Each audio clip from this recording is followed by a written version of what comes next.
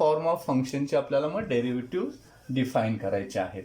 मग आता पहिलं फंक्शन कोणतं आहे फॉर्म ऑफ फंक्शन, तर power function. Number 1 power function. आता पॉवर फंक्शनचा फॉर्म काय आहे, एक्स फंक्शन असतं ते. आता ॲक्च्युली ते बेस इंडेक्सचाच फॉर्म आहे. त्यामध्ये बेसला व्हेरिएबल एक्स असतो आणि इंडेक्सला कॉन्स्टंट एन असतो. जनरली आपण ते एक्स रेस टू एन या फॉर्ममध्ये लिहितो. मग याचं डेरिव्हेटिव्ह, आता बघा याचं डेरिव्हेटिव्ह घ्यायचं असेल तर मला याच्यावर काय ऑपरेट करायला लागेल रे पुन्हा, याचं डेरिव्हेटिव्ह जे डी, पण हे एक्स फंक्शन असल्यामुळे डी बाय डी एक्स. बघा डी बाय डी एक्स आणि या फंक्शनमध्ये थोडासा डिफरन्स आहे, फरक आहे बघा. म्हणजे याचा अर्थ काय लक्षात येतं की एक्स रेस टू एनवर d by d x operate केलेला आहे. मग एक्स रेस टू एनचं डेरिव्हेटिव्ह काय असतं. आता हा फॉर्म्युला आपल्याला पाठच करायचा आहे. असे आपल्याला प्रत्येक फंक्शनच्या फॉर्मची डेरिव्हेटिव्ह पाठ करायची आहेत. साधारण 20 फॉर्म्युले होतील बघा. आपण हा पहिला फॉर्म्युला बघत आहोत एक्स रेस टू एनचा. ॲक्च्युली एक्स रेस टू एनचं डेरिव्हेटिव्ह हे काय असतं, तर जेव्हा डेरिव्हेटिव्ह आपण घेतो एखाद्या फंक्शनचं, त्या फंक्शनमध्ये चेंज होतो असं आपण म्हणतो, काहीतरी त्याच्यात फरक होतो. ॲक्च्युली चेंज होतो म्हणजेच काय असतं, तर त्याच्यामध्ये थोडंसं डेरिव्हेटिव्हमध्ये ही जी पॉवर असते पॉवर फंक्शनमध्ये ती कमी होते. आपण डेरिव्हेटिव्ह करतो म्हणजेच काय करतो, आता ही एक चपाती असेल बघा, ही चपाती असेल तर या चपातीचे आपण जेव्हा आपण भाग करतो, आता इथं 2 भाग झाले, हे 4 भाग झाले, आता आणखीन वाढले असे आपण याचे भाग करत गेलो तर ही जी काही प्रोसेस आहे लक्षात येतं का बघा, ही जी प्रोसेस आहे या प्रोसेसलाच आपण डेरिव्हेटिव्ह डिफरन्सिएशन डिव्हायडेशन. बघा डेरिव्हेटिव्हची तुम्हाला सुरुवातीला सांगितलं की इज अ प्रोसेस ऑफ डिव्हायडेशन. जेव्हा एखाद्या मोठ्या वस्तूचे आपण लहान लहान लहान लहान लहान भाग पाडतो, त्याचं डिव्हायडेशन करतो, त्याचं डिफरन्सिएशन करतो असं आपण म्हणतो. लक्षात येतं का बघा. म्हणजे थोडक्यात या मोठ्या वस्तूपासून त्याचा अगदी छोटा भाग, जशी एखादी भिंत असेल तर ती भिंत फोडून आपण त्यापासून एक वीट काढायची. ॲक्च्युली ती कशापासून तयार झालेली आहे, वीटपासून तयार झालेली आहे. किंवा एखादं पार्टिकल असेल तर त्याचे एवढे छोटे भाग करायचे की शेवटी त्याचा ॲटम मिळवायचा. ही जी प्रोसेस आहे प्रोसेस ऑफ डिव्हायडेशन, म्हणजे मोठ्या वस्तूपासून त्याचा अगदी लहान पार्ट काढणं, यालाच आपण डिव्हायडेशन डिफरन्सिएशन म्हणतो. मग जेव्हा पॉवर फंक्शनचं तुम्ही डिफरन्सिएशन घेता त्यावेळेला त्याच्यामध्ये चेंज होतो आणि तो चेंज काय असतो, तर ही जी काही पॉवर असते ती कमी होते. आता इथे एन आहे, त्याच्याऐवजी 1 न कमी म्हणजे n-1 होते आणि ती गुणाकारात येते, म्हणजे n into x raise to n-1. हे कशाचं डेरिव्हेटिव्ह आहे, power function x raise to एनचं डेरिव्हेटिव्ह आहे. मग कुठलंही पॉवर फंक्शन असेल कोणत्याही फॉर्ममध्ये आता, तर त्याचं डेरिव्हेटिव्ह आपण कोणत्या फॉर्म्युला घेणार, x raise to n is equal to n into x raise to n-1. जसं एक्स रेस टू 3चं मला डेरिव्हेटिव्ह घ्यायचं असेल, बघा डेरिव्हेटिव्ह घ्यायचं असेल म्हणजेच मला त्याच्यावर काय ऑपरेट करायला लागेल, डी बाय डी एक्स. हे रीड करताना कसं करणार, derivative of x raise to 3 with respect to x, किंवा derivative with respect to x of x raise to 3. आता हे x raise to 3 power function आहे. आता पॉवर फंक्शनचा जो फॉर्म्युला आहे त्या फॉर्म्युल्यानं डेरिव्हेटिव्ह घेताना त्या पॉवर त्याची काय होते, थोडक्यात कमी होते असं म्हटलेलं आहे. इथं पॉवर किती आहे, 3 आहे. मग याचं डेरिव्हेटिव्ह काय होणार, तर ॲक्च्युली पॉवर 1 न कमी होणार आणि गुणाकार देणार. ॲक्च्युली इथं n इंटू आलेलं आहे बघ, मग तसं 3 इंटू एक्स रेस टू 3-1, किंवा सिम्प्लिफिकेशन केलं तर 3 इंटू एक्स स्क्वेअर. हे कशाचं डेरिव्हेटिव्ह झालं, एक्स रेस टू 3चं डेरिव्हेटिव्ह झालं. Similarly derivative of x raise to 7 सांगा मला काय असेल. आता इथं एक्स रेस टू 7चं डेरिव्हेटिव्ह काय येणार, पॉवर गुणाकारात येईल आणि 1 न कमी होणार, म्हणजे एक्स रेस टू काय येणार 6. मी डायरेक्ट यूज करतो n-1, इथं 7-1 किती येणार 6. किंवा derivative of x raise to a घेतला मी. आता इथं ए इज अ कॉन्स्टंट असेल ऑब्विसली. आता याचं डेरिव्हेटिव्ह काय सांगा, हे पण पॉवर फंक्शन आहे कारण बेस इंडेक्स फॉर्म आहे, बेसला व्हेरिएबल एक्स आहे, इंडेक्सला कॉन्स्टंट ए आहे. त्यामुळे या फॉर्म्युल्यानुसार त्याचं डेरिव्हेटिव्ह काय सांगा, पॉवर गुणाकारात येईल आणि 1 न कमी होईल, एक्सची पॉवर a-1 होईल. बघा लक्षात येतं का. मग तुम्हाला पॉवर फंक्शनचं डेरिव्हेटिव्ह डिफाईन करता येईल. जसं derivative of x raise to -6 घेतलं तर काय होईल बघा, हे पण पॉवर फंक्शनच आहे. बघा तुम्हाला पहिला फंक्शनचा फॉर्म ओळखता आला पाहिजे. तर तुम्ही फंक्शनचा फॉर्म ओळखला की त्याचं डेरिव्हेटिव्ह घ्यायचं, म्हणजे त्याच्यावर ऑपरेट केला डी बाय डी एक्स, आणि स्टँडर्ड फॉर्म्युला जो आहे त्याचा यूज करून डेरिव्हेटिव्ह इव्हॅल्युएट करायचं.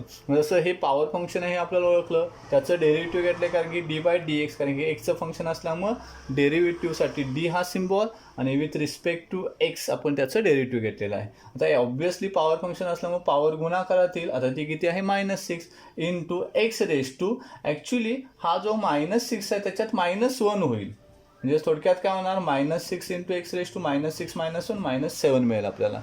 Similarly derivative of x raise to -2 बघा किती, बघा derivative of x raise to -2 लिहिताना मी त्याच्यावर d by d x operate केलेला आहे. बघा किती येणार तर -2 into x raise to actually -3 होणार, -2 -1 -3.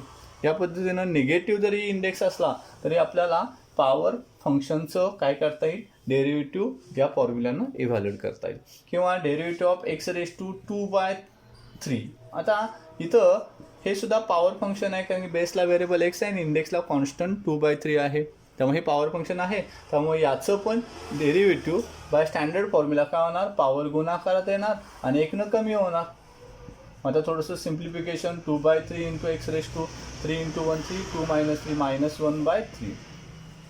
मला लक्षात येईल का, म्हणजे इंडेक्स पॉझिटिव्ह नंबर असेल, निगेटिव्ह नंबर असेल किंवा फ्रॅक्शन असेल तरी आपल्याला त्याचं काय करता येईल, डेरिव्हेटिव्ह इव्हॅल्युएट करायला.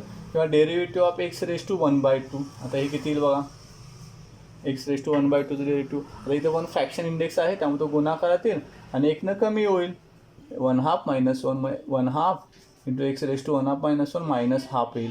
हे आपलं derivative of x raise to 1/2. मग पॉवर फंक्शनची डेरिव्हेटिव्ह तुमच्या लक्षात येईल का बघा, फॉर्म्युला काय आहे पॉवर फंक्शनच्या डेरिव्हेटिव्हचा, derivative of x raise to n is equal to n into x raise to n -1. किंवा पॉवर फंक्शनमध्ये पॉवर काय होते, कमी होते.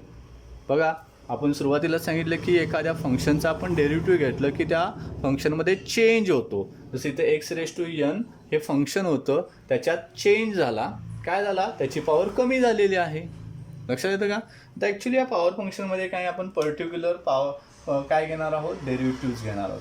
त्यामध्ये पहिला डेरिव्हेटिव्ह ऑफ एक्सचंच derivative with respect to x असं आपण म्हणतो, dx/dx.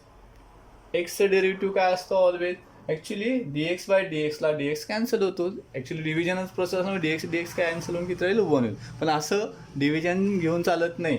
तर ॲक्च्युली एक्स जेव्हा मी म्हणतो त्यावेळेला त्याची पॉवर 1 असते, म्हणजे हे पॉवर फंक्शनच आहे. पॉवर फंक्शनच्या फॉर्म्युल्यानुसार ही पॉवर गुणाकारात येईल आणि एकनं कमी होईल, मग 1 -1 0 आणि anything raise to 0 is always 1. त्यामुळं एक्सचं डेरिव्हेटिव्ह किती असतं, 1 असतं. लक्षात येईल का. किंवा इन जनरल आपण आता ते dx किती घेतो, 1 डिव्हिजन घेतो.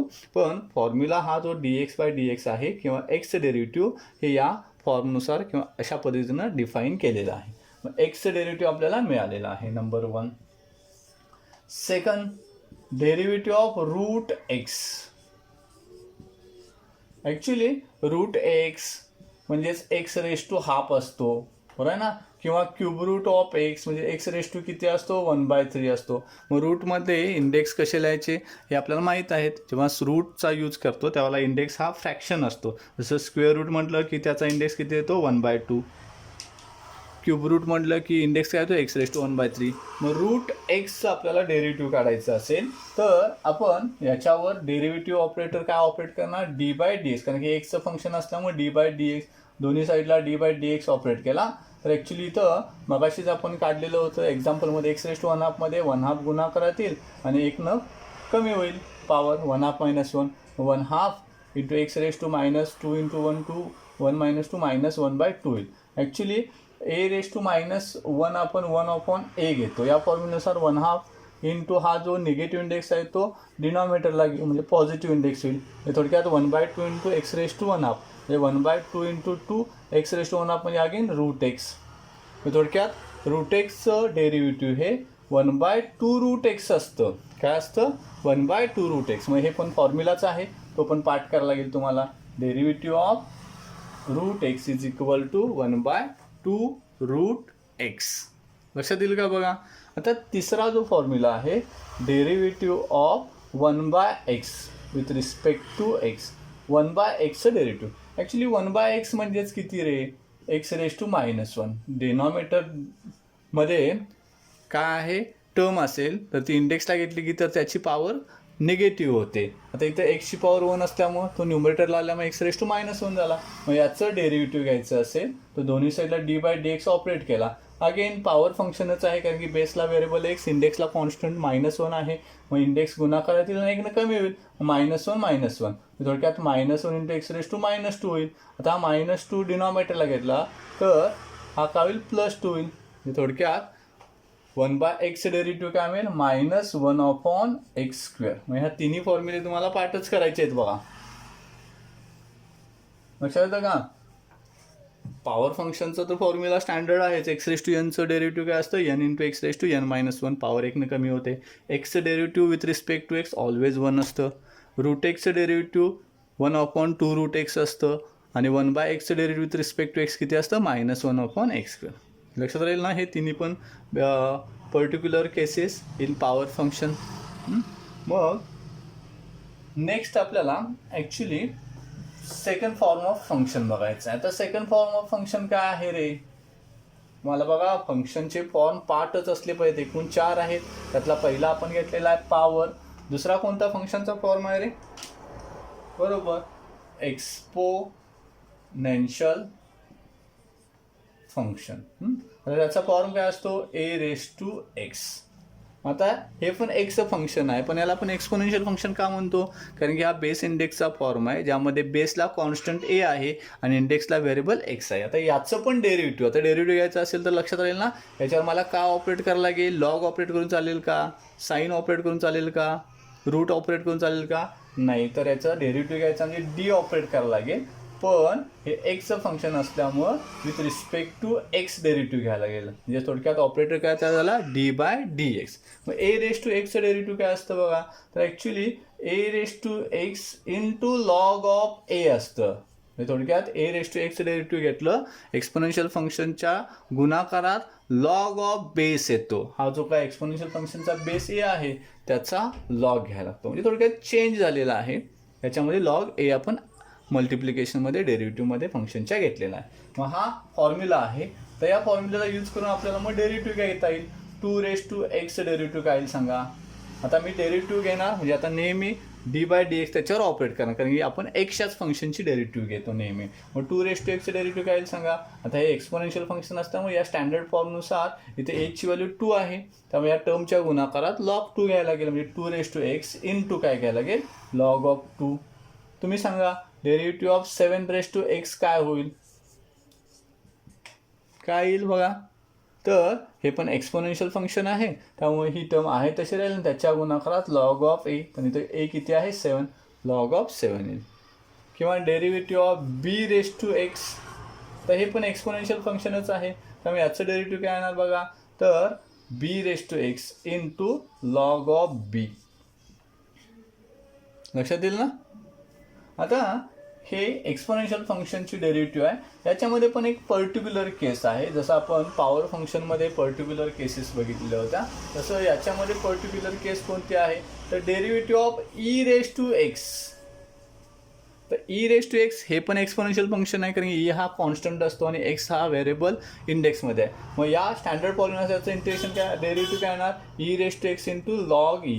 पण log e ची व्हॅल्यू ही ऑलवेज 1 असते, त्यामुळे आपण मल्टिप्लिकेशनमध्ये 1 लिहायची काही गरज नाही. याचा अर्थ e⁻x डेरिव्हेटिव्ह काय असतं, e⁻x. सगळ्यात सोपा फॉर्म्युला आहे बघा, हा पाठच असला पाहिजे. e⁻x डेरिव्हेटिव्ह हे e⁻x येतं.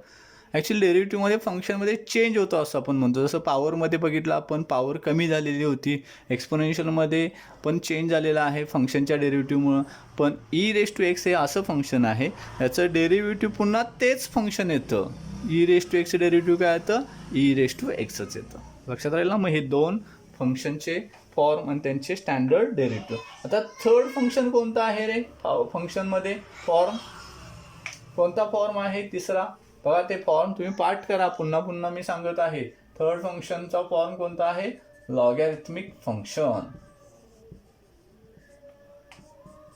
आता logarithmic function log of x. आता याचं पण मला जर डेरिव्हेटिव्ह घ्यायचं असेल तर मला याच्यावर का ऑपरेट करायला लागेल, d/dx. ओके, मग डेरिव्हेटिव्ह आपल्याला लॉग एक्सचं काय मिळतं, आता डेरिव्हेटिव्ह घेतल्यामुळे याच्यात चेंज होतो. तर लॉग एक्सचं डेरिव्हेटिव्ह काय असतं बघा, तर 1/x असतं. काय असतं, 1/x. बघा एक्स रेस टू एन पॉवरचं derivative n into x raise to n minus one होतं. ए रेस टू एक्सचं derivative a raise to x into log a आहे. तर लॉग ऑफ एक्सचं डेरिव्हेटिव्ह काय असतं 1/x. आता actually derivative of log of x base a दिलेला असेल. मी पण ॲज अ नोटच आपण डिफाईन करू. आता इथं काय झालेलं आहे बघा, ॲक्च्युली इथं लॉग ऑफ एक्स आपण माहीत आहे लॉगमध्ये शिकलेलो आहोत की लॉगचे 2 टाईप्स असतात, एक नॅचरल आणि दुसरा कॉमन. हा लॉग याला नॅचरल लॉग म्हणतो कारण की त्याचा बेस ई असतो. जेव्हा दिलेला लॉगला बेस दिलेला नसतो त्याला तो ई कन्सिडर करायचा असतो. आता इथं ॲक्च्युली दिलेला बेस नाही तेव्हा हा ई असेल किंवा हा नॅचरल लॉग आहे. पण अदर दॅन ई असेल तर त्याला आपण कॉमन लॉग म्हणतो. जसं इथं बेस ई नसून काय आहे ए आहे. मग ह्या 2 फंक्शन्स ऑफ एक्स वेगवेगळे आहेत. हे नॅचरल लॉगचं फंक्शन आहे आणि हे काय आहे कॉमन लॉगचं फंक्शन. मग याचं डेरिव्हेटिव्ह काय होतं बघा, तर 1/xच असतं पण इंटू लॉग ऑफ ए घ्यायचं असतं. लक्षात राहील ना. म्हणजेच लॉग ऑफ एक्स बेस एचं डेरिव्हेटिव्ह काय येतं 1/x इंटू लॉग ऑफ ए. जसं derivative of log of x base जर मी 10 घेतला तर याचं डेरिव्हेटिव्ह काय सांगा. आता हे लॉगॅरिथमिक फंक्शन ऑफ एक्स असल्यामुळं याचं डेरिव्हेटिव्ह 1/x येणार. पण हा कॉमन लॉग असल्यामुळे लॉग ऑफ बेस गुणाकारातील एकच्या लॉग ऑफ 10 किंवा derivative of log of x base 2 असेल तर काय डेरिव्हेटिव्ह बघा, तर 1/x इंटू लॉग ऑफ 2. बरं आहे ना, 1/x इंटू लॉग ऑफ 2.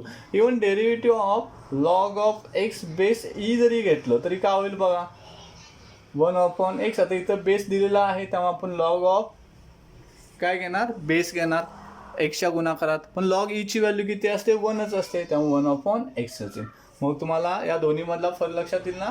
जेव्हा लॉगला बेस दिलेला असेल त्यावेळेला त्याचं डेरिव्हेटिव्ह घेताना डिनॉमिनेटरमध्ये एक्सच्या गुणाकारात काय घ्यायचा लॉग ऑफ बेस घ्यायचं. जसं लॉग ऑफ एक्स बेस 10 घेतला 1/x इंटू लॉग 10 त्याचं डेरिव्हेटिव्ह आलं. लॉग ऑफ एक्स 2 घेतला तर त्याचं डेरिव्हेटिव्ह आलं 1/x into log of 2.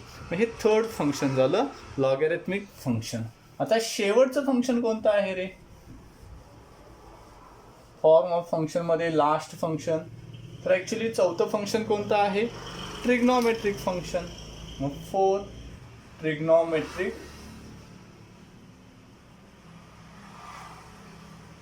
Function. Actually trigonometric function एकूण किती असतात आपल्याला माहिती आहे. एकूण 6 ट्रिग्नॉमेट्रिक फंक्शन्स आहेत. कोणकोणती sine x, cos x, tan x, cot x, sec x आणि कोसेक एक्स.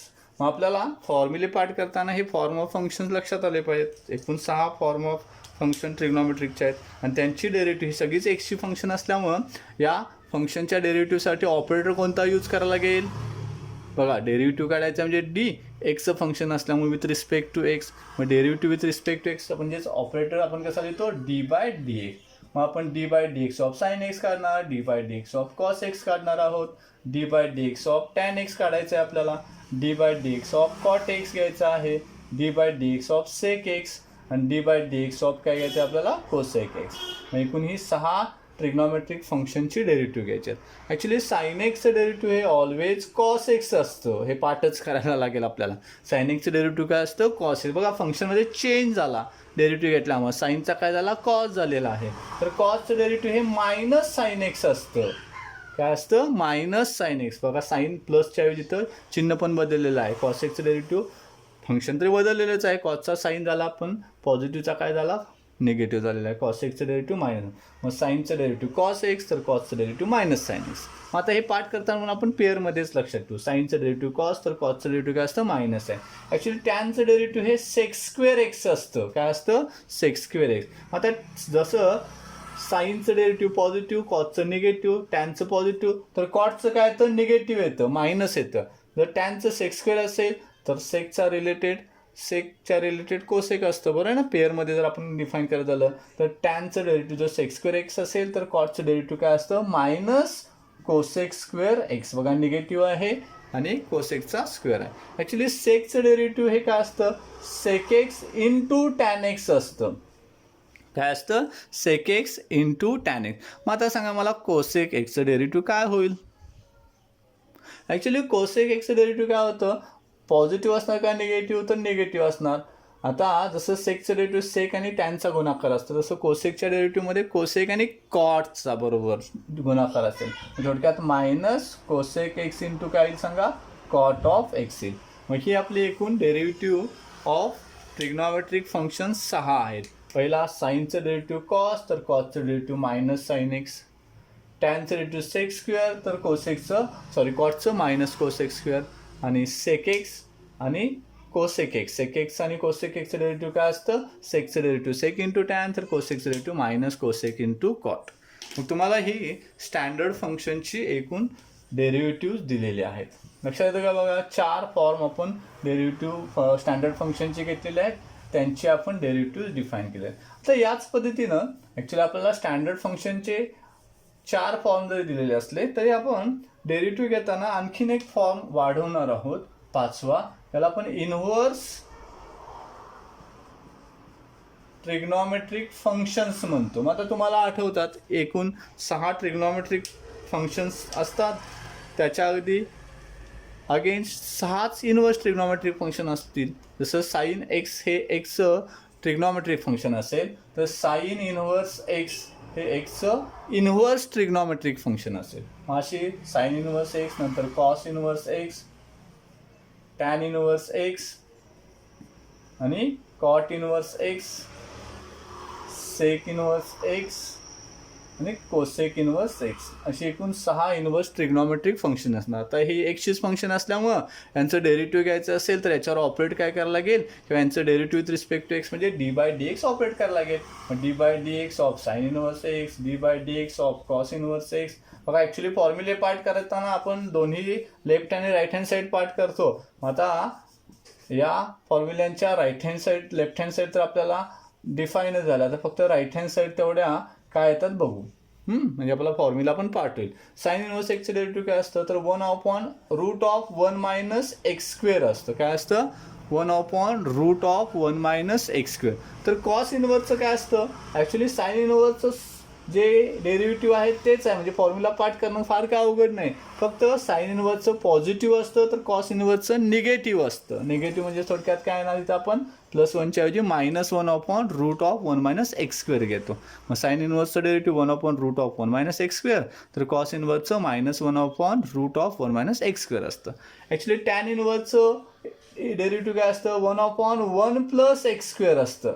आता मला सांगा कॉट इनव्हर्सचं काय होईल, बरोबर सेमच असणार, फक्त निगेटिव्ह असणार. म्हणजेच काय घेणार आपण, -1/1 प्लस एक्स स्क्वेअर.